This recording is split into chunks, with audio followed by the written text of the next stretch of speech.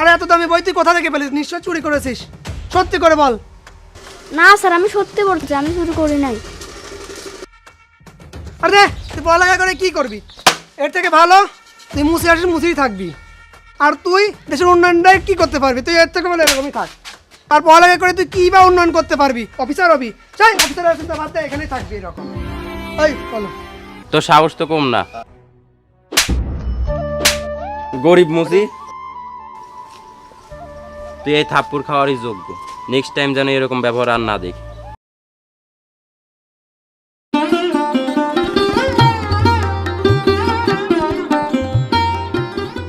এই মুচি, আমার জুতাটা একটু ভালো করে পলিশ করে দে তো।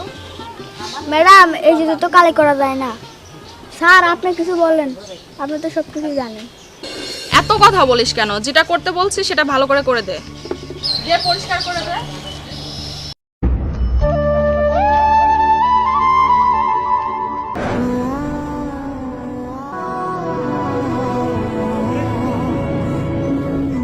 ম্যাডাম, হয়ে গেছে জুতা। এটা কি করলি তুই? তুই তো আমার পুরো জুতাটাই নষ্ট করে ফেললি। ম্যাডাম, আমি আগেই বলেছিলাম এইভাবে জুতা পালিশ করলে জুতা নষ্ট হয়ে যাবে।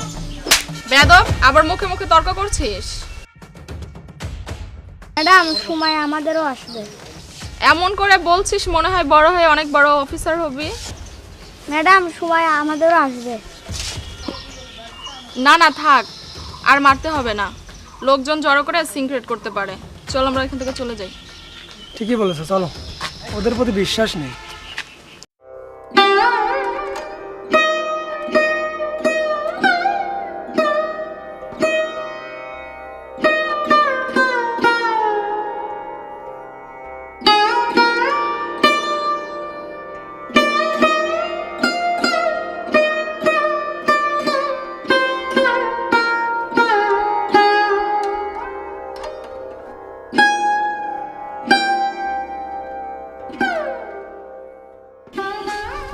স্যার, এটা আপনি কি করলেন? তারপর গাড়ি উঠে দিলেন। আর বেটা, আমার গাড়ি আমি যেখানে রাখবো তাই তোর কি? তুই মুসির মতন থাক, বেশি কথা কস না। এবার তো তোর জুতার উপরে উঠাইছি, এরপরে তোর দোকানের উপর দিয়ে না উঠে যায় গাড়ি। স্যার, আপনি এই কাজটা ঠিক করেন নাই। পুরনো এই সিরা জুতোয় তোর জীবন পার করে দেওয়া। তুই হলো গরিব মুসি, তুই আমাকে শিখাবি কোনটা ঠিক আর কোনটা বেঠিক? হ্যাঁ, তুই মুসির মতন থাকবি, আমার উপরে বেশি কথা বলবি না। আর তুই আমাকে চেনোস? আমার নাম শুনতেস কোনো জায়গায়? স্যার, এখান থেকে আপনি গাড়ি সরান।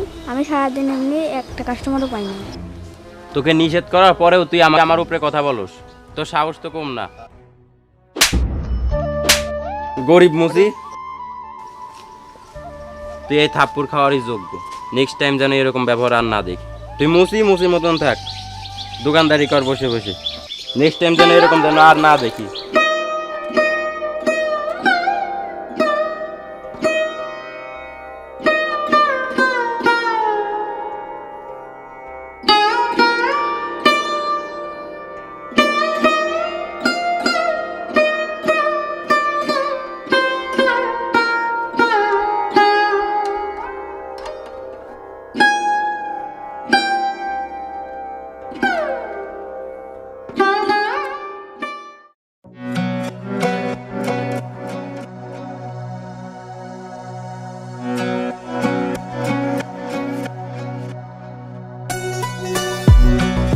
এক বন্ধু বিজয় ভাই যাচ্ছে, আজকে যে কার কভারই পড়বে উপর আল্লাহ জানে। এই মুচি, জুতাটা পরিষ্কার করতো। ওই, তুই মুচি হলেও তোর হাতের কাজটা অনেক সুন্দর। তবে থাক। স্যার, টাকা দেন। কি টাকা? তুই কি আমাকে চিনিস? মানুষ আমার চোখের দিকে তাকাতে ভয় পায়, আর তুই আমার কাছে টাকা চাইছিস? স্যার, আপনি আমার মারে ফেলুন, তাও আমি সৎপথের টাকা নেবই। তুই তো অন্য ছেলেদের থেকে আলাদা, তোর তো একটু ভয় নেই। এই নে টাকা, আর কার্ডটা রাখ। এই কার্ডে নাম্বার আছে, এখানে যোগাযোগ করবি।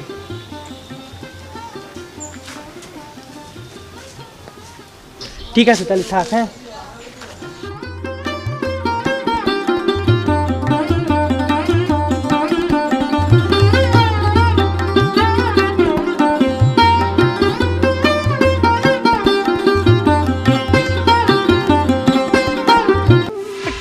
দেখা হয়ে গেল। গরিব ছোট লোক মুসির বাচ্চা, আজকে দিনটাই খারাপ যাবে। কার মুখ দেখে যে উঠছিলাম। যেহেতু আজকে আমাদের দিনটাই খারাপ যাবে, তাহলে ওর 12টা বাজিয়ে দেবো। চলো।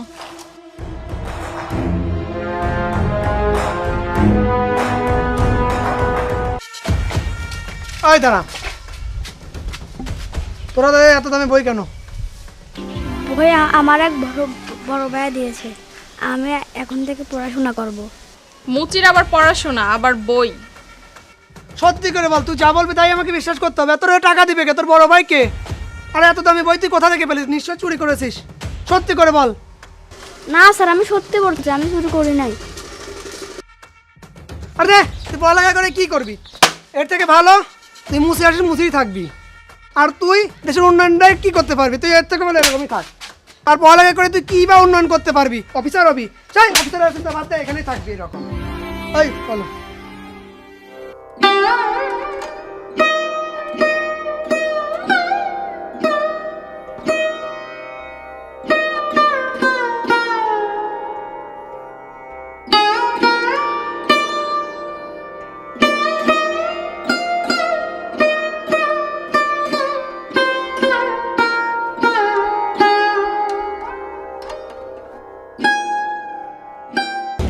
হ্যাঁ আকাশ ভাই, কি অবস্থা?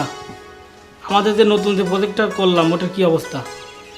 হ্যাঁ, একটা কথা খেয়াল রাখবেন, আমাদের যেন এতিম পোলাপান আছে গরিব, ওদের যেন কোনো প্রকার কোনো সমস্যা না হয়, ঠিক আছে?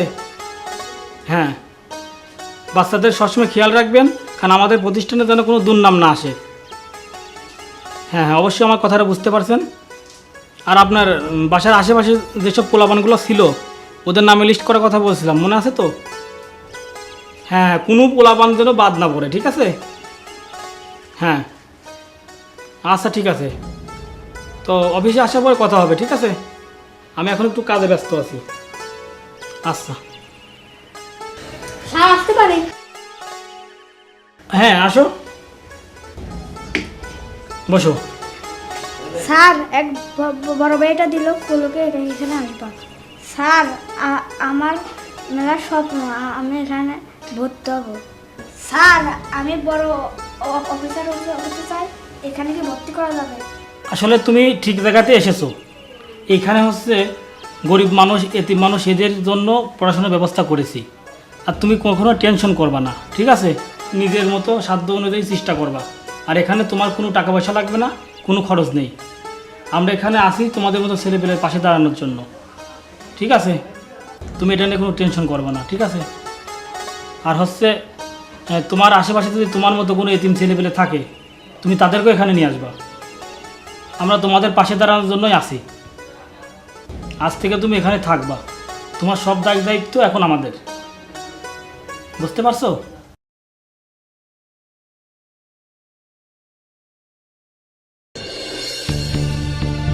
আসছো না? আমার না খুব ভয় লাগছে, যদি ধরা পড়ে যাই। ভয় কেন? কিসের ভয়? শুনলাম পাংশাতে একটা নতুন অফিসার এসেছে। তাতে কি? আমরা কি আজ নতুন জাল টাকার ব্যবসা করতেছি? এই জাল টাকার ব্যবসা করতেছি গত 15 বছর যাবত। আর তুমি এখন ভয় পাইতেছ না? তোমার সারা জীবনে এরকম ভয় পেয়ে যাবা। আর শুনো, এই ব্যবসা আমি আজ থেকে করতেছি না, ঠিক আছে? ওইরকম 2-1টা অফিসার আমার পকেটে থাকে। এই জায়গায় থাকা ঠিক হবে না, মনে হচ্ছে সিআইডি অফিসার, এখানে চলো।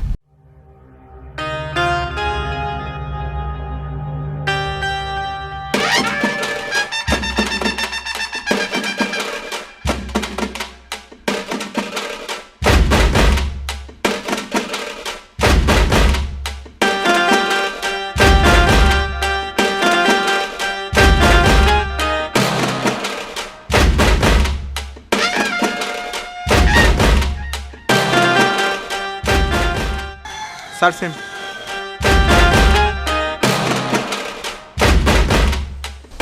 স্যার জাল টাকা পাওয়া গেছে।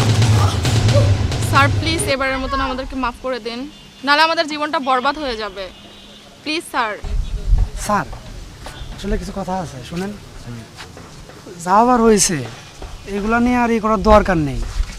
আর আপনার মতো অনেক স্যার আসছে, আমার সাথে সেটেলমেন্ট করা ছিল, আপনার সাথে দেখা করতে পারি নাই, তাই হয়তো বলা হয়নি। আপনি আমার কোম্পানির কিছু পার্সেন্টেজ নেন, কিছু বলবো না, 50% নেন, সমস্যা নেই। তারপরেও স্যার আমাদের ছেড়ে দেন, বুঝেনি তো আমাদের কেরিয়ার নষ্ট হয়ে যাবে। আর এই বয়সে যদি পুলিশ আদালতে কোর্ট কাছারি হয় তাহলে তো আমরা শেষ হয়ে যাব। স্যার এবারের মতন আমাদেরকে মাফ করে দিন, এই ভুল আর হবে না প্লিজ স্যার, নাহলে আমরা কোথাও মুখ দেখাতে পারবো না। মুখ দেখাবেন, এমনিতেই মুখ দেখাতে পারবেন না। যে কাজ করেন না আপনারা, মুখ দেখানো তো প্রয়োজনও পড়বে না। আর আপনাদের তো মাফ করা প্রশ্নই আসে না, আইন আপনাদেরকে কখনোই ছাড় দেবে না। স্যার আসলে যা হবার হয়েছে ক্ষমার দৃষ্টিতে দেখেন। আর আসলে আমরা অনেক ভালো লোক, সমাজসেবক। আর সমাজসেবা যেহেতু করি, টাকা পয়সার অনেক দরকার আপনি জানেন, এই জন্য এদিক ওদিক থেকে একটু আটটু টাকা টান দেয়, এই আর কি। তাছাড়া কেমন ভালো আপনারা সেটা আমি জানি। তোমরা দয়াল, সিরিয়াসলি তোমরা 10 বছর একটা বাচ্চার সাথে কি পরিমাণ খারাপ ব্যবহার করেছিলে মনে আছে? খারাপ ব্যবহার করার কারণ সে একটা মুচি, সে একটা ছোট কাজ করে। তোমরা নাকি দয়ালু, তার গায়ে পর্যন্ত হাত তুলেছো তোমরা। নিজেকে একটু 15 বছর পিছিয়ে নিয়ে যাও। একটা মুচি ছেলেকে তুমি থাপ্পড় মেরেছিলে। ম্যাডাম যদি ভাগ্যই থাকে তাহলে তো আমি অফিসার হতেই পারি। সি সি না, তুমি কাজটা ঠিক করলে না। আর ওর কথা যুক্তি আছে, ও একদিন অফিসার হতেই পারে, কিন্তু ও হবে হলো অফিসার মুচি, মুচির পাও পরিষ্কার করবে। আর এটার জন্য দেওয়া হতে তালি। আর কোনা, তোমার জন্য এখন আমার লজ্জা ফিল হচ্ছে, কারণ আমি যদি এই জায়গায় থাকতাম ওর 4-5টা আরও চাপড় দিতাম। ওর তো শিক্ষা হবে না, আর 2-4টা দাও। আবার ওইভাবে তাকাই আছে, এই তাকাই আছিস কেন, তাকাই আছিস কেন, লজ্জা করে না? না না থাক, আর মারতে হবে না, লোকজন জড়ো করে সিনক্রেট করতে পারে। চল আমরা এখান থেকে চলে যাই। ঠিকই বলেছো, চলো, ওদের প্রতি বিশ্বাস নেই। তোমরা নাকি দয়ালু। ওই মুচি ছেলেটার কথা বলছেন, ও তো অনেক বেয়াদব ছিল আর চোর ছিল। ওকে যদি আমি এখন সামনে পেতাম না, ওকে আবার একটা কষিয়ে থাপ্পড় মারতাম। রিয়েলি? এত অ্যাটিটিউড? শিওর মারতে পারবেন তো? মারেন, আপনার সামনে দাঁড়িয়ে আছে সেই মুচি ছেলেটা, মারেন মারেন। এখন আর হাত উঠবে না, আমি যোগ্য এসেছি। আমার সাথে যা অন্যায়গুলো হয়েছিল সেগুলোর কথা বাদই রাখছি। আপনারা যেগুলো করে বেড়াচ্ছেন না, সমাজের ক্ষতি, এগুলোর শাস্তি আপনারা পাবেন। একদম বুঝিয়ে দেব আইন কতটা কড়া হতে পারে। স্যার প্লিজ স্যার, আসলে এই কাজটা ভুল হয়েছিল স্যার, আমরা আসলে বুঝতে পারিনি স্যার, প্লিজ প্লিজ স্যার। আমি তো আপনাদের পায়ের তলার মানুষ, আমি কিভাবে আপনাদের হেল্প করব? আর আপনারা যা করেছেন তার জন্য আপনার জন্য বড় একটা দুঃখ আছে সামনে। আইন আপনাদেরকে এক ফোঁটাও ছাড় দেবে না। আর আপনি স্যার আমাদের এই বিপদ থেকে কেউ হেল্প করতে পারবেন না স্যার, প্লিজ। প্রয়োজন হয় আমার সারা জীবনের কষ্টের যত টাকা আছে সব আপনি নিয়ে নেন, আর আমার সারা জীবনের অর্থ সম্পদ আপনি নিয়ে নেন। আর যদি প্রয়োজন এটাতেও না মেটে, আমার বউটাকেও নিয়ে নেন স্যার, প্লিজ। এবারকার মতো তাও আমাকে মাফ করে দেন। তুই আসলেই খারাপ, আর তোকে একা নেব না, তোদের দুইজনকে নেব। তুই স্বার্থর জন্য নিজের বউকে অন্যজনের কাছে দিতেও দ্বিধাবোধ করিস না। তোর মতো জানোয়ারকে বাইরে রাখা উচিত হবে না। তোদের দুইজনকে গ্রেফতার করবে। অফিসার স্যার, ওদেরকে নিয়ে আসো।